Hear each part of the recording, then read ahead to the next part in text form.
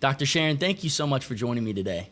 Oh, thanks for having me, Zach. I'm so excited to be here. I am so excited to have you. I have looked up to you for quite some time, many years, let's say that.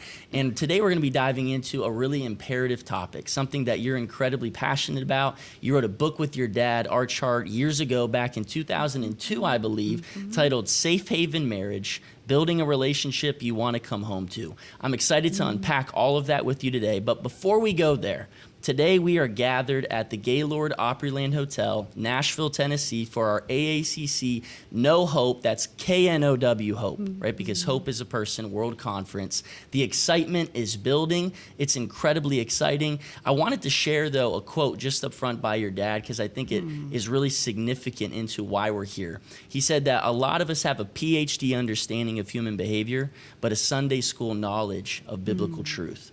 And I believe that's the significance of why we gather together here at the AACC. Sharon, can you just help us understand the significance of an event like this for such a time as this? Oh, absolutely. Not only is it very electric and exciting to gather thousands of people together, we're like-minded. We're all looking for knowledge, information, understanding to be able to pass on hope to others. And for a time such as this, we need to not only build our own inner strength as godly counselors, but we also need the wisdom to know how to take it to the hurting people around us. So it is so exciting to be here. It really is. And it's a time of, like we've been talking about, to educate, to equip, and to encourage the hearts of individuals that have been called into this ministry. It can be a lonely field sometimes, and sometimes we do us injustice by siloing ourselves off. But coming to a place like this, where we're together, like you said, and we embrace that sense of unity, it's incredibly exciting. It is. Dr. Sharon, so exciting. I know one thing, as we've been talking about, that you really understand and you try to emphasize in your ministry alone is the significance of relationship. I believe that from the beginning of time, God clarifies, even in his word in Genesis 2:18, right? He kind of gives us a halt where he says that for the very first time that something was not good, when he says, "For it is not good that man be alone." Dr. Sharon, we were made to love and be loved. And you talk a lot about creating safety or a safe haven within our relationships and within our marriage. I'm interested today, just up front, what are some of those ingredients or those intangibles that really create and foster the safety that we're looking for? Absolutely. And you're so right, Zach, that God created us to be in relationship with him. He longs for us to be living in his shelter, Psalm 91. He who dwells in the shelter of the Most High will rest in the shadow of the Almighty. I'll say, you're my God, you're my safe place. You are my safe haven. When I'm connected to God, no matter what's coming in my life, things are going to be okay because I'm not alone. He sees me, cares for me, and is with me. And God says, you know, I want you to stay connected to me, but also I've put you on this earth to be in relationship with other people, and others become our safe haven. And our first safe haven, of course, is with our parents, with our caregivers, those early relationships. And those relationships, our experiences there, give us the template. And those early ingredients of, and educates us, teaches us, shapes us as to who we are and how lovable we are and how others will be there or not, and how we can reach for others and find this safe haven and live in this safe haven. And so God says, stay connected to me, but you've got to love well each other. And you've got to be in relationship with others.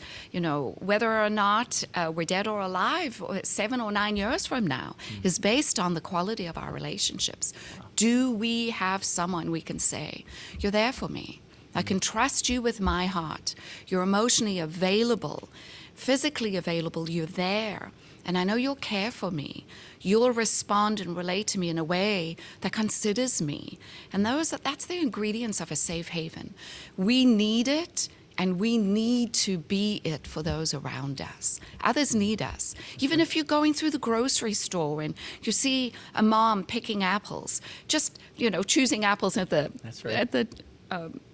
in the produce section, she needs someone to say, hey, how's your day going? I see you got your little ones. That's tough. You'll get through it. We all need that connection of people, whether it's a kind word, but we also really need to know that our caregivers, our parents, and then our spouse Yeah. will be our safe haven, will be there for us. That's so good. Just talking about being seen, right? Being heard, being understood. And it starts, like you said, in the time of infancy, really, right? Attachment frameworks, I've heard, can be developed by the age of 2. A lot of research is even showing that they begin within the womb. It's fascinating. And speak to that for a second, just the internal working models and how attachment, even from a young age, kind of impacts and influences our view of self and then our view of others as well, if you could up front. Absolutely. You know, God beautifully, amazingly created us. And lately, with this explosion of knowledge about how our brain develops, lets us really understand the incredible creature we are that God has created us. And what we understand is that our brain develops in the shadow of our relationships. And our brain, we can learn how safe people are or not. And so in those early relationships, the way our mom and dad look at us or respond to us, meet our needs, but also give us the boundaries That's right. and the rules and the values. Yep. And like, no, that is not what a good person is or does, or, you know, speak, don't just have a temper tantrum. You know, let's understand what you're feeling and I'll be there for you, but you can't just kick and scream. And those parameters shape who we are. And we take those internal models and those early experiences into our relationships. And so we take how mom and dad related to us, and caregivers and coaches and friends at school and teachers, that we say, yeah, I'm a good person. I'm not perfect, but I can get the love I need. And if I do something wrong or someone hurts me, I can go back and repair. It's going to be okay, or not. That's right. Or I have to be really cautious and walk on eggshells or shut down because no one's going to see me. Or I've got to pursue anxiously, or I have to stay fearful because at the end of the day, you might not be there. You'll hurt me. And so we take that into our adult relationships. And specifically, we take that into marriage. Absolutely. And we really need to get to know each other's internal working models. I call them dragons. Yes. Those dragons that tell us, are you safe? Are you not? How do I need to relate to you to get the love I need, or to repair, or to protest what's going on, or to protect myself? And that's what we bring into love. Right. And those things can sometimes be really heavy, right? It can almost be like baggage or heavy luggage that you're carrying in, right? If it's not done well in those early years. And I know, like you had mentioned, kind of that support challenge continuum. I always say that the best leaders, they know the difference in the balance of love and accountability, like you're saying to parents, right? If there's a lot of love, no accountability, makes for great relationships, but in a sense, no standard of excellence. If there's a lot of accountability and no love, it makes for really no relationship, which can lead to exhaustion and burnout and, frustration at the end of the day. As we continually unpack this idea of relationships and safety, we understand that if relationships are so sacred in the eyes and in the heart of God, right, then all hell will be against them. Especially, I think, in marriage, especially in, with our spouse and just with our familial aspects as well. When we talk about, you talked about the ingredients of what creates and fosters a safe haven. But I think that a lot of people, Sharon, they go into relationships with all the right intentions, but they kind of lack the necessary disciplines, right? And they begin finding themselves losing at love.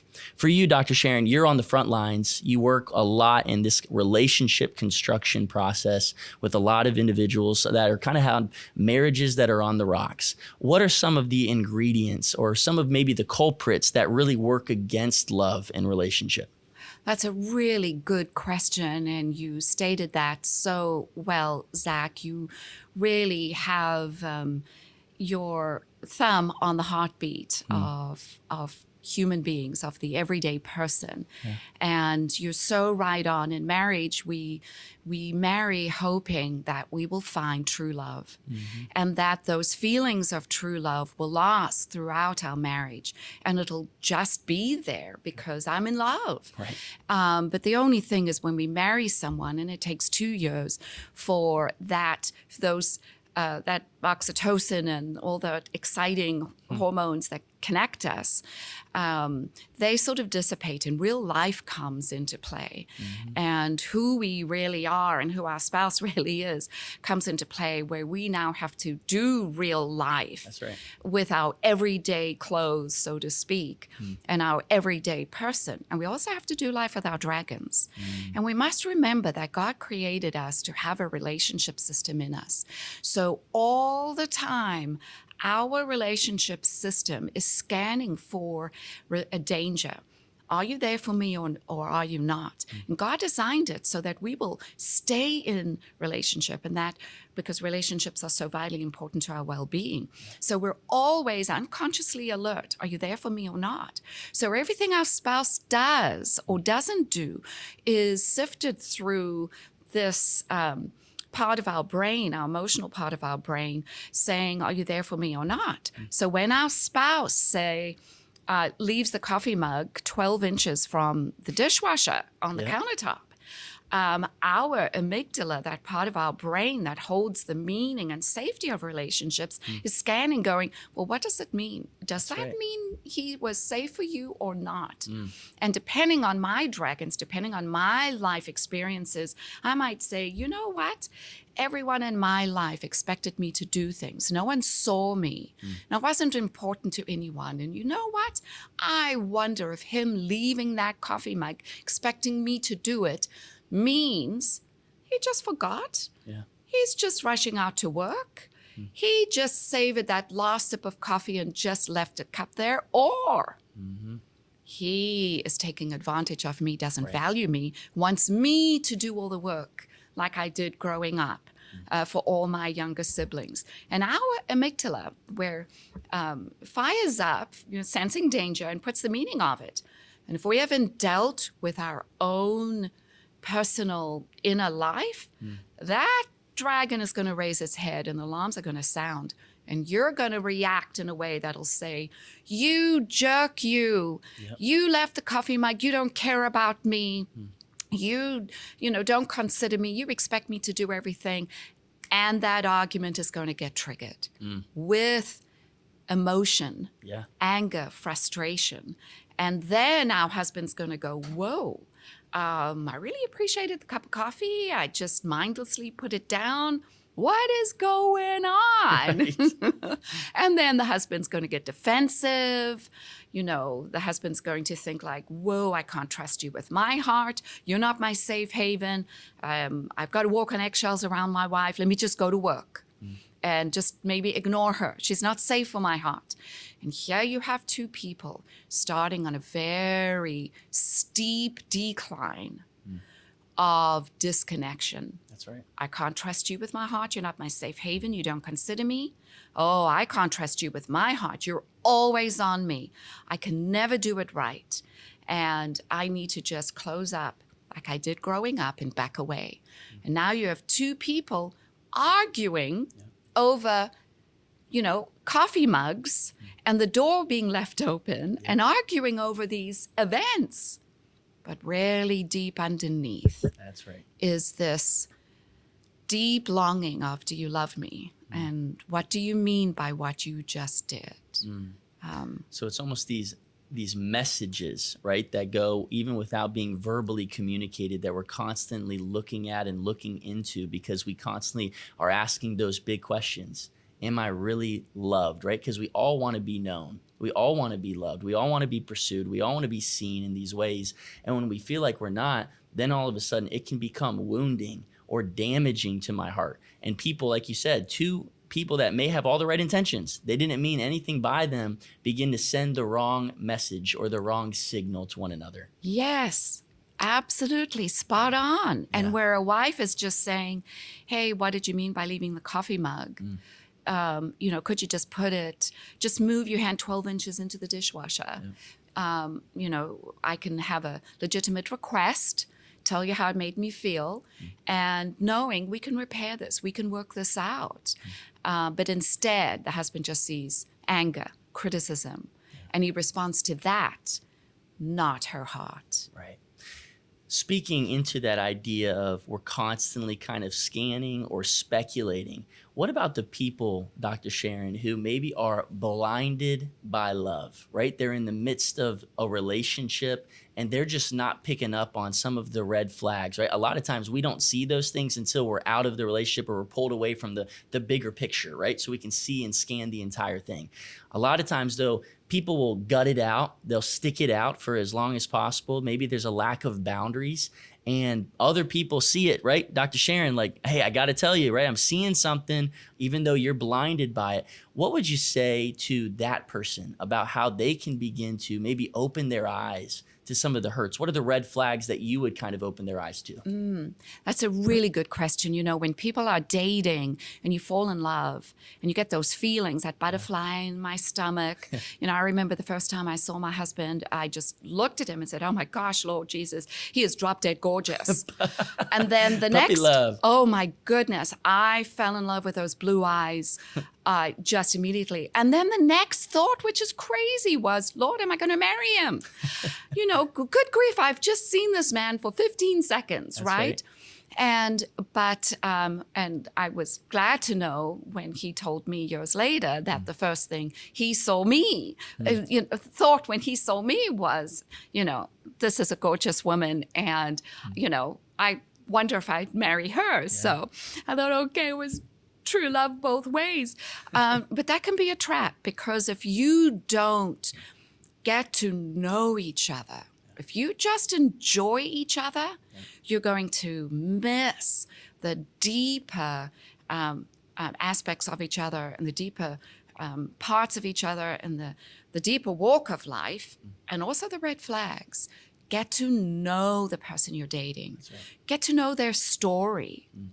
Get to know what hurts you, wounds you, what triggers you, what sets you off, what makes you feel unloved, uncared for, and how do you react when those feelings arise. And don't gloss it over or minimize it. Really look at it honestly and openly, because many of us will go, oh, well, you know, he gets so mad when drivers cut him off, but it's so sweet when he gets so angry. And I just put my hand over and tell him, oh, tut, it's okay. You know, it's like, whoa, you knew when you were dating that this man reacted to being hurt with anger and you did not get help. One wonderful thing, Zach, you know, that's why we're here, is that we can change as human beings. That's right. If we have that heart desire to be the best person God made us to be. And it's not that we have issues, is whether or not we're willing to look at it, face it, admit it, and grow. And is the person you're dating a growing person? That's a big question we all have to ask. Yes. Is the person we're dating a growing person? Yes. Somebody that helps me, pushes me, and propels me to heights that I couldn't go on my own. Absolutely. And isn't that the story, God's story for us? I want you to be the best you can be. Be in relationship with me and God will convict us. He'll go, I don't think so. Shutting down and then being silent and sulking for days is not, you know, my child, the best you I want you to be. Oh, well, God, you should see what my husband does. Yes, I know. But for you, shutting down and sulking is not the best you. You know, or just getting angry, slamming the kitchen doors. No, yeah, he knows now you're angry, but that's not the best you. It's not getting to the heart. What are you feeling? What do you want to say to be heard and understood? What is at the heart of what you want to understand? You know, stand up. Find that voice and share it in a way that's kind. God wants us to be smart in relationship, to be kind and humble and patient and forgiving. But that takes character, Zach. It does. It doesn't just happen. As you said, you know, things that take intentionality. You had a great quote I read, if we're not thinking about things and being intentional, it'll come to me as soon as I'm finished with this interview. But it was brilliant. It's that idea that what's natural early on needs to be followed by intentional later on to feel natural again, right? Exactly. And to be a growing person has to be intentional. Well, if we're just in love, it just happens. Right. No, to love well, every day you have to wake up saying, how am I going to be my spouse's safe haven? How can I love them well? And then I have to answer that question, Zach. We have to look at ourselves. How am I going to be patient and kind? Not a doormat. Yep. That's How right. can I speak in truth? What my complaints are? What do I have to realize will never change? And what do I have to say, no, I really want this to change? Yeah. No. That's And good. I have to grow. I have to take responsibility for me.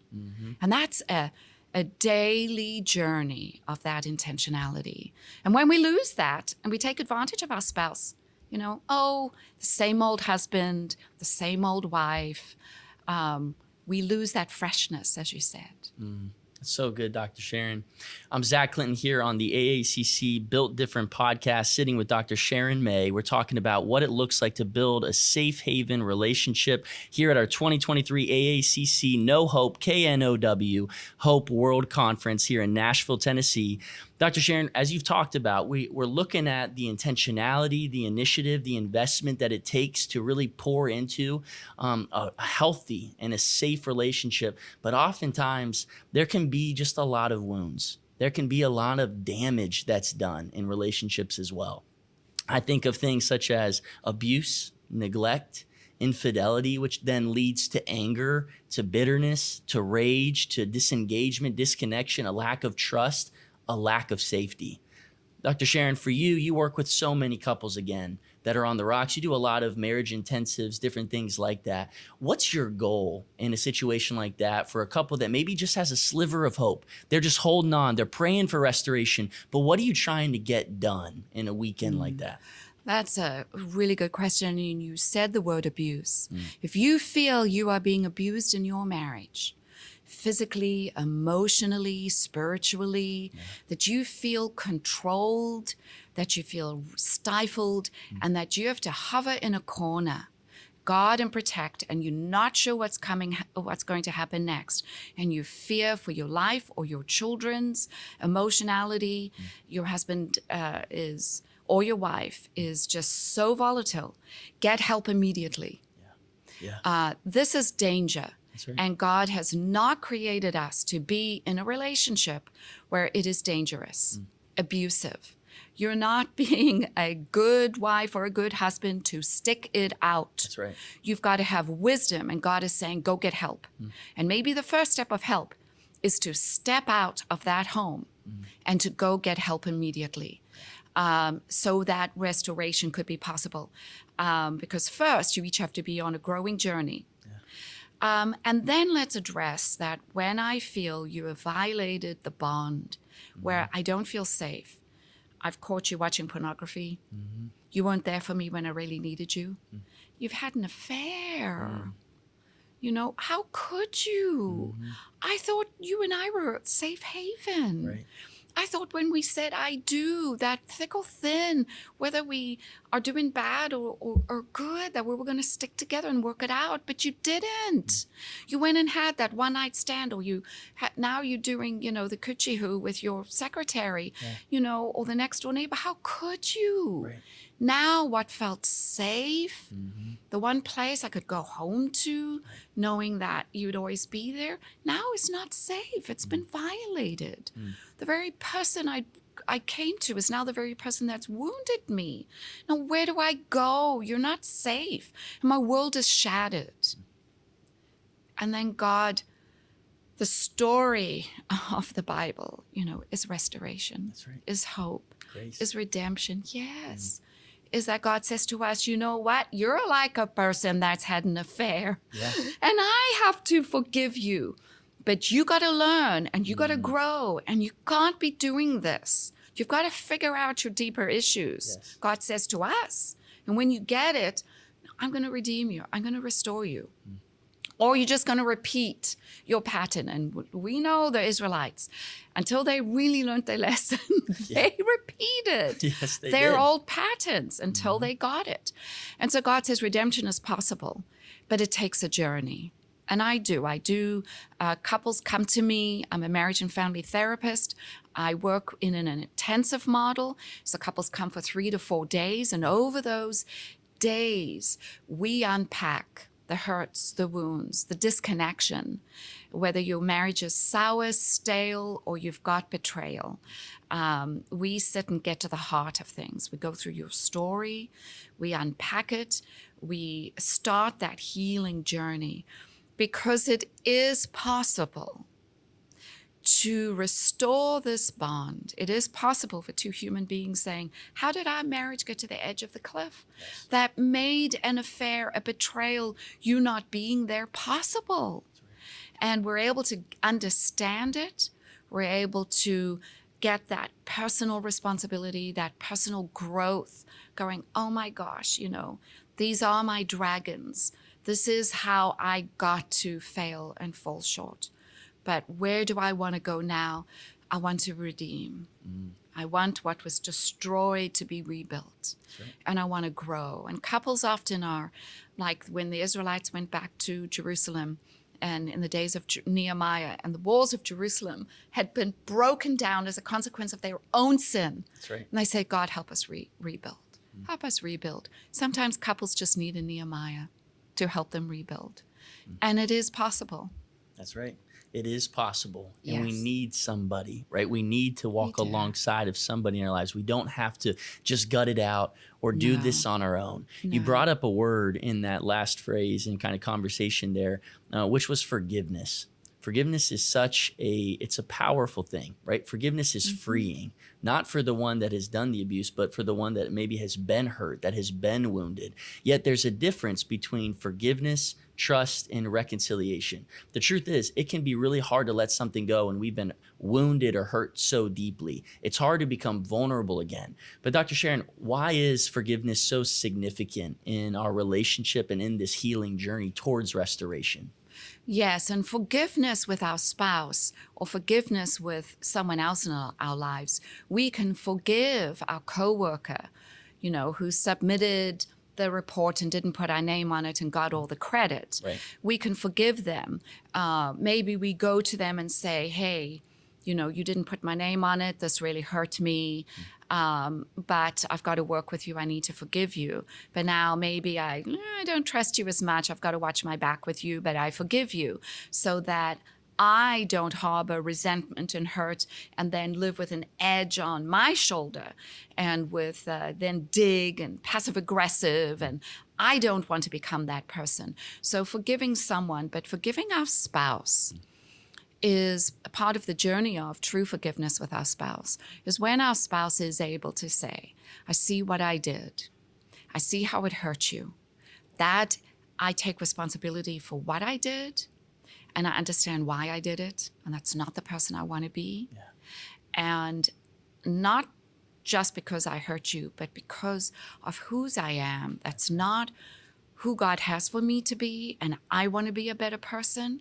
And I'm going on a journey of understanding my anger or my dragons and my issues and how I get my needs met and, what I do when I don't feel loved or seen or cared for and what I feel I'm entitled to and how I react. I'm on that journey. And when your spouse is on a becoming journey, you can then risk to rebuild trust. That's right. Because you are trusting they're on a journey of growing and becoming who God has for them to be. And their co-journey now is the Holy Spirit, is God. And now I can be a part of what God's doing in their life, and I can journey with them. And forgiveness and restoration can happen when you're just like, well, my wife cheated on me and I just need to forgive her, and we've just swept it under the rug. Oh, no. That's right. It'll come back. Yes. You will hold resentment. You will have an edge toward her. That is going to come back and it's going to hurt. That's right. And so we need to go on a restoration journey so that we can clear the air and really risk to trust. Or we'll be trusting with an arm up, with That's distance, right. and with resentment, and it's going to wound us. We're going to hold on to the poison and eat a little spoonful each day. That's right. That's it. And it's going to wound us. And so We need to have someone help us if we can't do it on our own. And that's wisdom. That's wisdom. Having growth partners, having mentors, having counselors, having a therapist, a life coach. That is wisdom. And if you don't know where to turn to, email us here at Safe Haven Relationship Center. We'll help you. Contact AACC. That's right. You know, there are so many people. There's over 7,000 people here this weekend or this week longing to help people who are hurting, broken, stuck, who are getting skilled and trained in how to do it well. There are people out there who want to come alongside and help you grow as a person, help you rebuild your relationships with your parents, your children, your coworkers, and in your marriage. That's so good. And I love what you said about making sure that your spouse is in that journey of growth and development and progression and wants to change, right? There's a difference between just apologizing and repentance, like actually turning around and doing something different. So that way, then we can risk to trust again. Yes. Dr. Sharon, before we kind of come to a close and we wrap up, I want to ask, what are just a couple of things for maybe a couple that's watching this interview right now and they're interested? What are some like homework assignments or takeaways that we can begin doing today that are practical things that could maybe foster a sense of communication or connection or restoration for us? What are some of those little tidbits or tips that you would give them today? Oh, that is such a good question. I'm so glad you asked that. You know, if we wake up every morning and instead of reviewing complaints we have about our spouse, you know, oh, he's probably going to be late for work and he's going to make a mess in the bathroom and she's going to be on me and, you know, she's probably going to spend too much money. And, you know, instead of ruminating, because we have so many things we can complain about our spouse about, wake up each morning saying, how can I love my spouse well? How can I be a safe haven? Because if our spouse feels loved by us, oh, their heart's going to be softened. They're going to have grace for us. They're going to see our intentions as positive. All is going to be good or much better when our spouse feels loved. So wake up in the morning with happiness, with a smile. Research shows that laughter and touch melts the heart, makes you feel cared for, increases trust. So wake up in the morning and smile at your spouse and go, I'm so glad I got you. You know, and then go reach over and touch your spouse. Gently kiss your wife on her forehead. It's a very intimate place. You know, kiss your husband on his neck. You know, he'll melt. Now, after your spouse has fainted, going, oh my gosh, you're waking up happy, not like grumpy, like, where's my coffee? Don't talk to me until I get my coffee. You know, then, and you have that touch point. Bless your spouse as they leave for the day. Hope you have a good day. I'm going to be thinking of you. Really? You're going to be thinking of me? Yeah, you're important. I may not think about you as I'm in my meetings, but at lunchtime, I want to remember that I'm glad I've got you. Oh my gosh, that's going to melt hearts. That's right. Or anything I can do for you today that will ease your life. And when your spouse comes home, greet them at the front door. Yes. Like you're excited to see them. That's right. Even if you're mad, like, I can't believe that coffee mug is on the counter again. Don't come home going, yeah, hi, yeah. You know, can't you see I'm busy with the kids? You know, can't you see I've had a full day? No, say, I see you. And I'm glad I've got you. That is so powerful and centering. Smile. I wish I could do a whole podcast on the art of smiling. Yeah. And the art of humor, you know, saying, bringing in laughter, bringing in a little bit of joy, touch, humor, smiles, and just saying, I'm glad I got you. Find out what your spouse really likes to feel centered. I love my back scratched and my head scratched and my back patted. And my husband says, like, well, it's not going to change anything in life. I said, I know, but it's centering. That's right. Okay, well, I'll pat your back and scratch your head and kiss you on the forehead. And it's like, oh, it's like a nice cup of tea. It just makes me feel good. Find out what that is about your spouse and do it often. And whatever complaint you have, just do it with kindness. It'll go a long way. That's good. That's really good, Dr. Sharon. Be intentional, Yes. take the initiative, and Yes. make the investment every single day. Say that again. Oh, Be intentional, yes. take the initiative, and make the investment every single day. Yes. Something that you Yes. just said that really stuck out to me, and what I always try to practice with Evelyn, my wife, is I realized that early on I was doing a lot more assuming than I was asking. Right? I was assuming that I was loving her in all the right ways rather than asking, hey, baby, in what ways can I love you better? In what ways can I support you in these moments today? Yes. And like you said, that really opened the door and kind of opened my eyes to, hey, you know what? I may have been doing it with all the right intentions. I may have been trying my very best to love her, but maybe I was just doing it in ways in which she wasn't willing, or wanting to receive in that moment. So just by empathizing through inquiry, by asking her those questions, I've realized has really been significant for us in our own marriage. And I appreciate you sharing some of those tips and tidbits because I'm going to use them in my marriage every day, Dr. Sharon. Something that we always love to do as we close is we love just kind of leaving the door open for our guest to share a pressing word that God has placed on their heart for such a time as this. One thing I know, Dr. Sharon, is that healthy people are what make healthy relationships. For the person out there today who maybe feels a little bit broken, maybe feels a little bit inadequate, maybe they're in a rough relationship, what's just the word of hope, encouragement, and motivation that you want to leave them with today to kind of live a built different life on the road forward? Oh, that is so good. No matter where you are in life, in your relationship with your husband, your spouse, your children, or even if you're single, just longing for the pain and hurt of marriage because being single feels so lonely and hurtful. Start with you and God. That's right. God loves you so much, and nothing is going to separate you from the love of God. And God has a future for you, and it's filled with hope. And God wants you to become the best you. He wants you to be centered.